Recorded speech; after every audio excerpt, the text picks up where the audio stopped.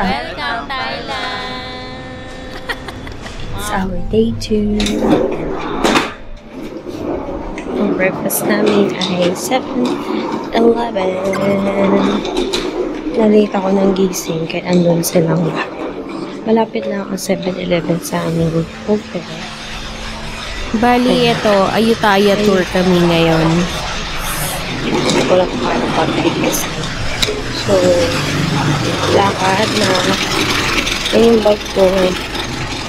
Bakit yan yung bag ko, hindi yung isa kasi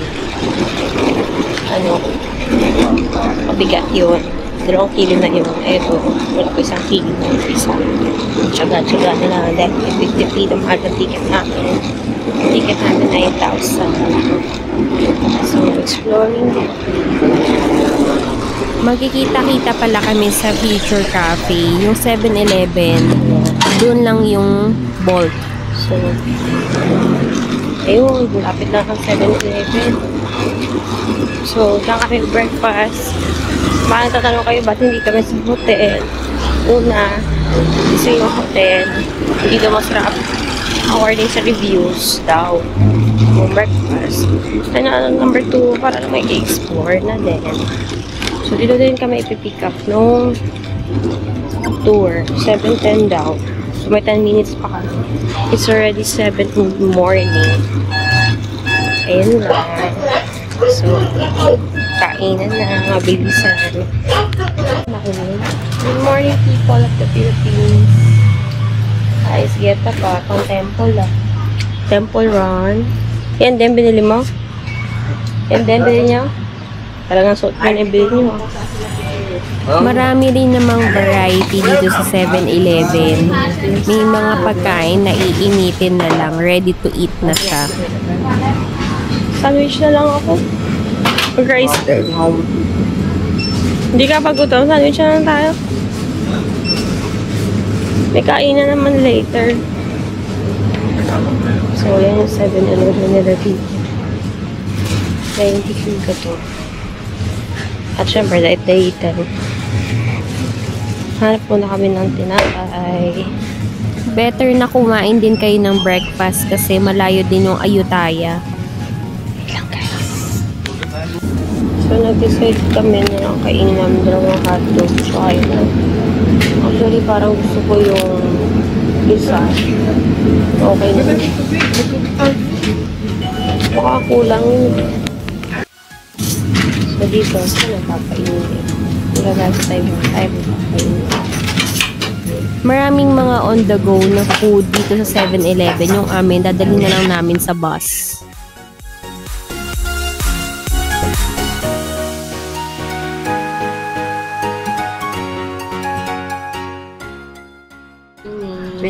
Pinainit ko na yan. Yeah. Waiting na lang. Nakasakay na rin kami sa Bolt. Okay guys. Here we are. Going to our meeting place. Saan nga yun, Jim? Sa cafe. 7:36 AM time check. And hello, parang Manila, the traffic. Ano, parang Philippines. Philippines nga. Ayos may branch ang Philippines. Kapag nasa Thailand kayo, i-consider nyo rin yung traffic kapag babiyahe kayo sa mga next destination. Traffic is real. Ayun guys, itry nyo na tong Ayutthaya tour. Nabook namin ito sa Klook, worth 1,390 pesos each. Bali, 2 hours din yung biyahe. Maganda naman yung aming coaster. Mamaya makikita nyo. At maayos din naman yung tour guide. Driver nila dito sa right side. Hindi naman din nagkakalayos ang structure. Alam, mas maluwag. Di mo rin maiwasan na mai-compare talaga ang Pilipinas sa Thailand. Andito na kami sa meeting place namin sa Future Cafe. Dito na po yung poster. Ang Future Cafe. Marami ding mga Pinoy na nandito. Mixed breeds. Marami pala silang tour guide dito. Akala namin ito na yung tour guide namin. Hindi pala. Sayang naman yung pila namin. Ang dami niyang handle. Buti na lang doon sa tour guide namin is konti lang kami. Excluded pala dun sa Klook yung mga entrance fee. So, nag-prepare pa kami ng worth 2,100 baht plus. Bali, 6 packs kasi kami. Nag-range yung kanilang entrance fee worth 40 baht to 100 baht. Ito, si Ma'am 1, kasi number 1, mabait siya at talagang stricto siya sa oras, which is goods din naman at nakabalik kami sa Bangkok dahil napaka-traffic. So, ito, binigyan na kami ng sticker at waiting kami na mapuno na at dumating yung iba pa namin kasama. And the color exactly. That's why you have to remember our bus number. Okay? 4455. Senior friendly naman, pero yun nga lang, maraming lakarin itong tour na to.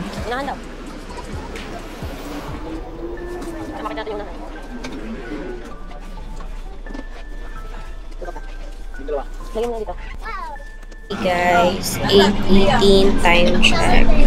And ito na sa Atuya Tours na kami. Luckily, nakaabot naman kami. And so 18. Yeah. Coaster. Cemento. Yung tour guide. People lost tour because it's not on Thames. So everyone, nice to meet you. Yeah, my name is Vantana. I am your tour guide today. So today Ayutthaya tour, we have so many bus, and the bus color is exactly color. Just only remember our bus plate number. You remember our bus plate number? Yeah. What number? 4455. Sure. And remember, yoga is the most beautiful than another group. Please follow me. Okay. So everyone, you see. Joy tour, the one important is on Thames. On Thames only. Respect group, respect Thames. Because everyone come from every place different. Ayutthaya is the one of World Heritage Sites declared by UNESCO in 1991. So many beautiful history. That's why sure, this is outdoor area. Everyone have to walk and walk and walk and walk. Photo, photo, photo. But how can walk safe to take the picture? And where are the beautiful picture points the tour guide will recommend you? Just everyone, I am Thai. You are so many country. Sometimes English speaking not same accent. I try to speak slowly for you in case any word communication between I and you wrong way, please ask me, especially Thames. That is very important. Thames and the meeting point. When the tour guide say, okay everyone, we have to finish from here. This is sample 10:15, 10:15. But someone, I know the country, we don't have the beautiful car. We don't have the bomb shoes. We have riding the elephant.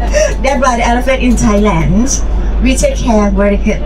You can see when we arrive inside Ayutthaya city, so lovely. Some tourist program they have riding elephant, but our program. Dang Paing.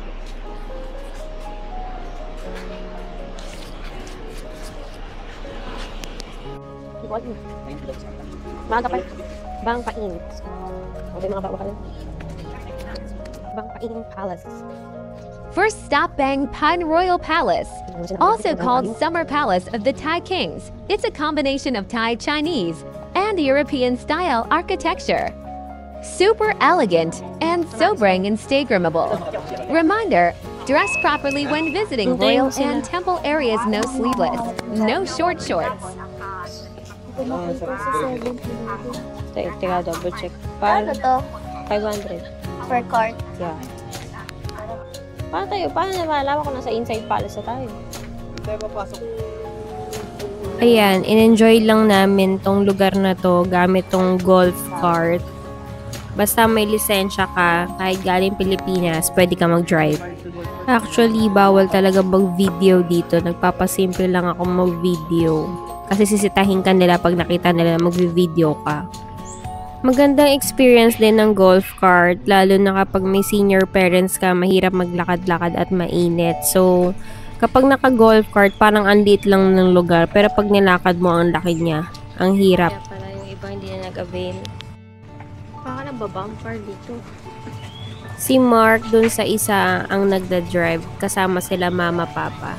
Yun na ba yun? Oo. Ayun na yun. Bali, 500 baht per cart yan. Some sources say that within the palace grounds there are several villas for the wives and concubines of the Siamese kings. Historically, polygamy, multiple wives, concubines was common in Old Siam pre-modern Thailand, especially among royalty. At ang sabi, may nakatira pa rin dito hanggang ngayon.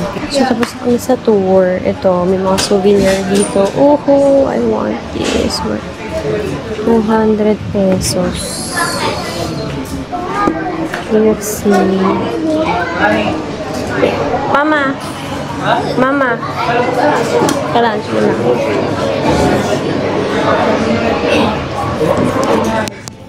So, lalagyan ko lang sa MyD ko.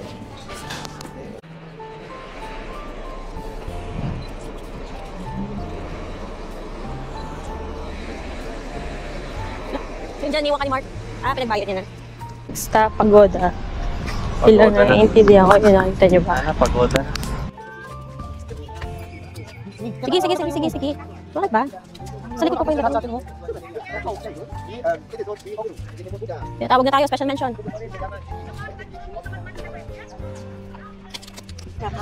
To any pagoda. Just in this pagoda, you can see that room. The one I told you, the secret hole is inside. Okay, everyone, we go inside together and we standing together and take the picture to the insurance company because now they're coming already. And after give 3 times and walk back.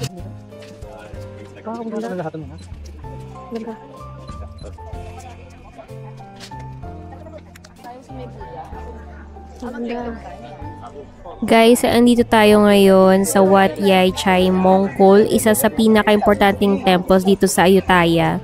Sobrang peaceful ng place. Pag inakyat nyo tong hagdanan na to, pagpasok doon, nandun yung wishing well. Hindi na kami umakyat kasi time constraint at ang init at ang taas niya. So, nag-ikot na lang kami within the place. Pero yung kapatid ko, umakyat siya, tinaray niya yung wishing well, which is, kung hinulog mo daw yung coins at may narinig kang tunog ng coins, yun. May matutupad daw ang wish mo. Napakalawak ng lugar, kita niyo yung tirik ng araw, so kailangan may dala rin kayong payong. Buti na lang yung aming tour ay merong provided na umbrella. Picture. Saan ba? Fun fact, itong temple na to ay built pa noong 14th century. So imagine gaano katagal na ito. Kaya when you visit, always be respectful, tahimik, at make sure yung dress mo ay maayos.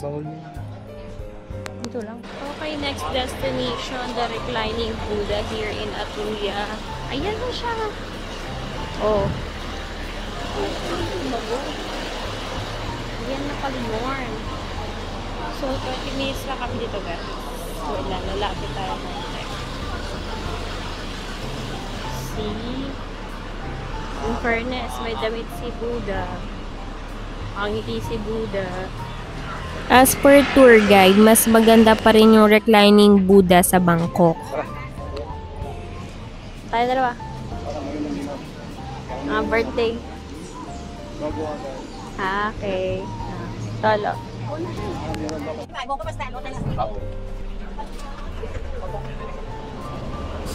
Alright, Venice, Sawadi.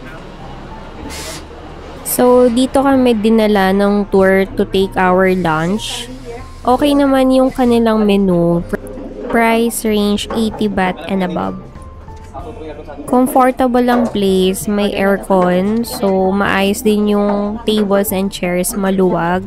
May CR din sila, so bagay sa mainit na panahon dito sa Ayutthaya. Ayan, nag-order na kami. Oh, Thai. Omelette na lang ako. Thai omelette with minced pork. Okay, on order na. Ito ano yung grilled salad. Nga pala, lagi kayong magdala ng tubig kasi yung tubig is not always free sa mga kainan. Though yung aming tour is nag-provide naman ng tubig. Pero once lang.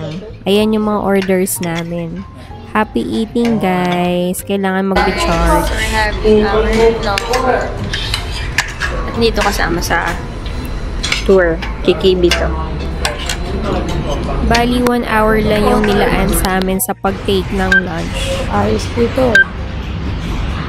Ganyan eh. Wala lang, na-videohan ko lang to kasi kakaiba. Sa may bandang CR ito na restaurant. Ko lang dito sa restaurant na may favorite daga. Dito tayo. Saan nga tayo dyan? What? Ito? What to? Yeah. What? Chat. It's something like that. What chat? So, 20 baht per person. What? Chat. Wait, picture. Mahat-hat. What is mean temple? Ah, alright. Mahacha is mean the Lord Buddha holy lives. We have one Mahacha, so many places for one Mahacha. Mahata. Single thing. I can say the business of the temple here is number one. Many Buddha statue here is not less than 20,000 pieces of statue surrounding, and half, I think over than 50%. Probably the most famous spot in Ayutthaya the Buddha head inside tree roots. Fun fact, nobody really knows how the head ended up here. Yun nga yun. But nature slowly grew around it. When taking photos, always kneel as a sign of respect. Ayan ganda oh. Ayan, around the temple, marami kayong makikitang mga Buddha na pinugutan ng ulo. Diyan daw kasi nila tinatago yung gold. Eh di ayun, ninakaw. Kaya pinugutan yung ulo ng mga Buddha. No, they use the gun to shoot. And after can found the king body. That's why we lost. Okay. And this pagoda. In any pagoda, one pagoda, one, 2, 3, 4, 1, 2. O, yan guys. Kita nyo na yung pagoda. Kami rin, pagoda. So, yun na yung 20 baht. Malaki siya. 20 lang ba? Mahal din yung 40. Rehead. So, yung mga pagoda, parang urn yan. Nandyan yung mga ashes. Kasi nga, sila. Gala lang talaga. Ikaw lahat ng spot, pinipicture ako. Ayun na saan kami? May picture spot dito sa side. Yung parang Sa bintana. akin din. Kumusta ka? Ah, hello. Ayan, kinausap pa tayo ng turista. Okay ba? Ang dinaraw ni Mama din. Hello, pagod? Pagod. Pagoda. Dali, tingin ka dito. Ano masabi mo sa Atuya tour? Tiring. Okay guys, pahinga muna kami.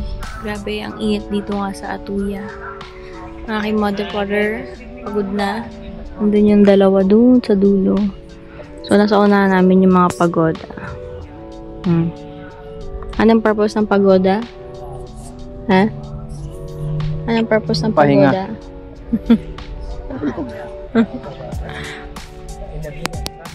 80 per person. Tara, doon na tayo. Nagawa din naman.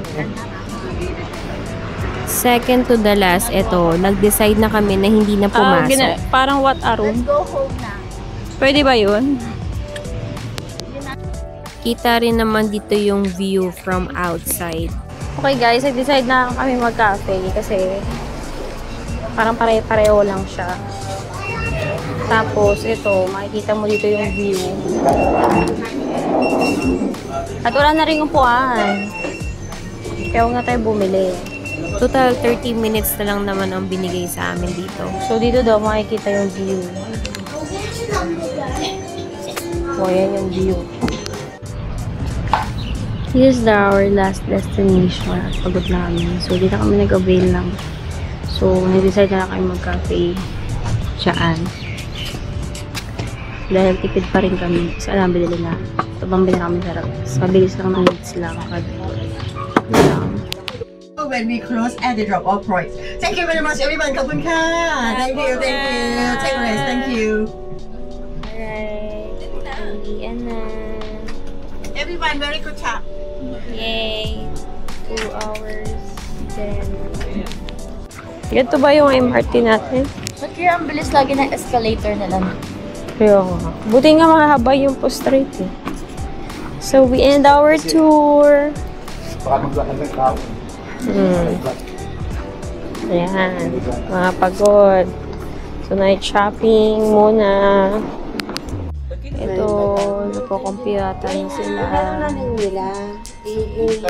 Kung nga, nasa Thailand, maubos ang pera mo dito. So yun naman, lahat may escalator eh.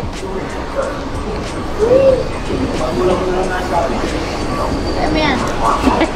Last tour is Jude's Fair. Malapit lang sa binabaan sa amin. Street again. May disiplina rin sila dito sa pagtawid. Hindi basta-basta pwede kang tumawid. Pagaya nung nawala akong manika. Bali ito, ikot-ikot kami. Naghahanap kami ng pwedeng kainin. At marami namang tambayan dito.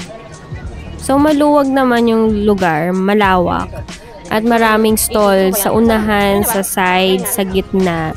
Ang presyo, iba-iba. May mga 80 baht, 100 baht, 150 baht, may mga 200 baht. So, nasa sayo na yun kung anong gusto mong i-try. Sana ba yan? O bone marrow nga. After mag-explore, ayan, naghanap na ng bakanting table. And then, kanya-kanya na kami kung ano ang mga trip ng bawat isa. So, KKB kung anong gustong kainin. Pwede ka rin mag-try ng mga exotic foods.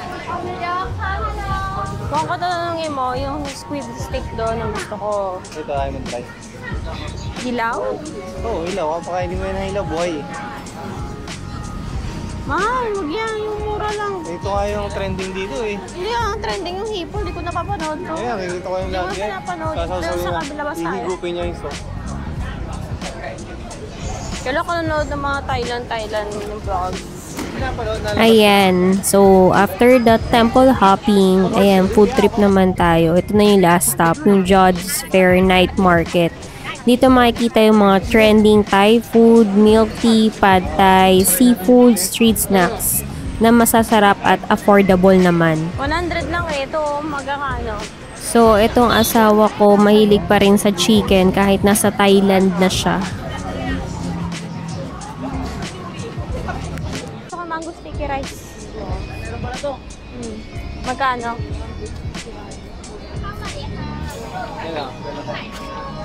Yeah, order ka na. How much for this one?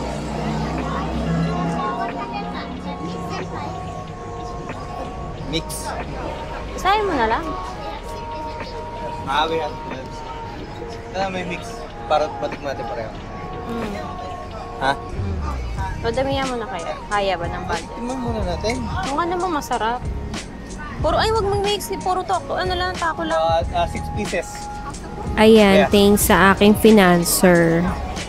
May makakain akong Thai food tonight. By the way, highly recommended tong takoyaki. Puro pusit. Ayan, bumili ako ng 80 baht na mango sticky rice na kilala sa Thailand. Masarap naman siya for me, pero hindi naman nahanap-hanapin. Bali, sa ibang night market, makakakuha ka ng mga 50-60 baht neto. Having our dinner here in Jude's Fair. Kainan na people of the Philippines.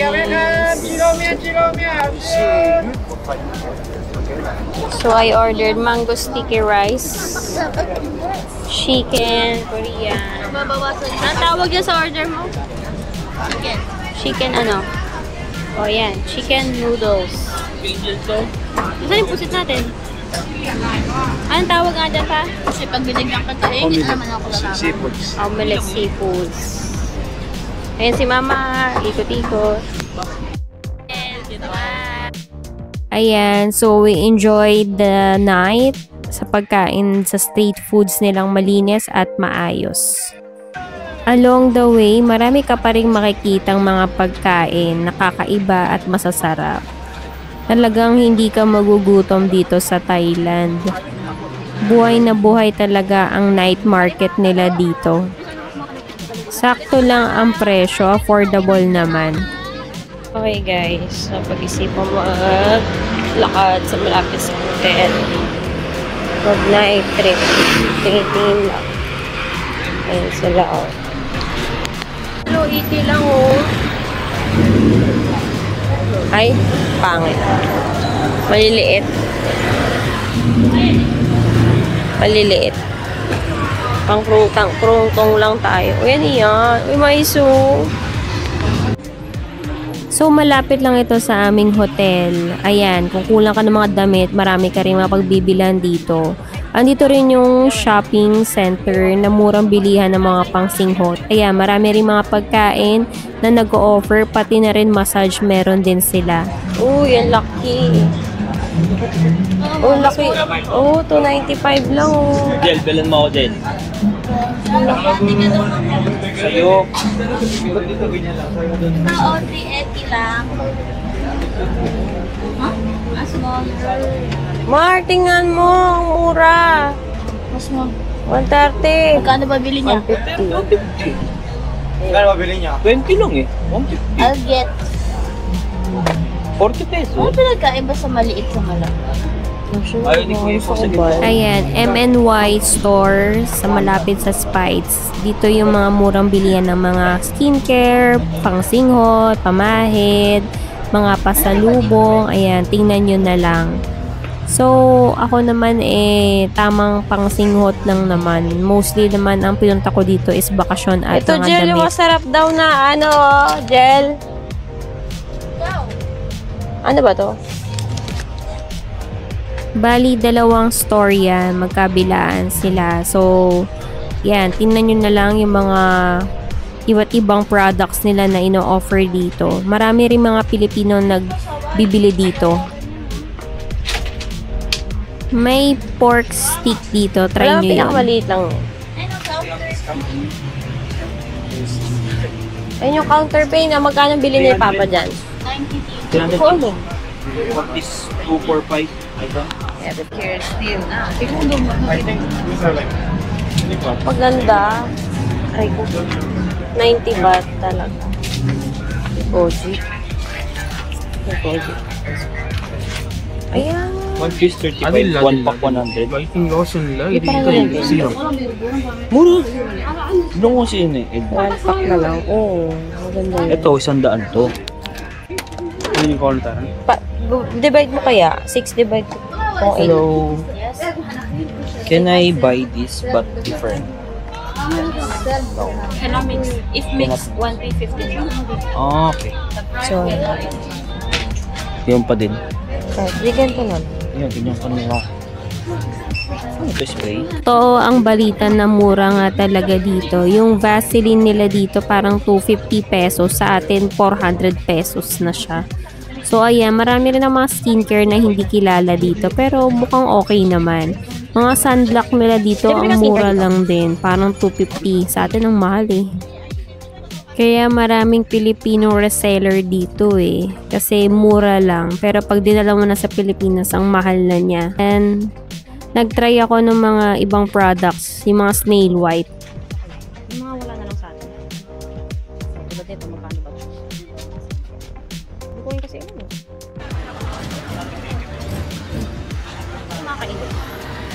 After mamili ng pasalubong, ikot-ikot muna kami. Naghanap lang kami ng mga pwedeng kainin, merienda. And again, nakaka-overwhelm sa dami ng mga choices at variety na pwede mong bilhin dito. Ayan, may mga roti din sila dito. Yung mochi-bochi ba yun? Tsaka yung famous na mango sticky rice. Mas mura dito versus mga nasa mall. Sarap po. Bibili ako eh. Ito, 13 lang. Ayun lang guys. See you on my next vlog for day 3.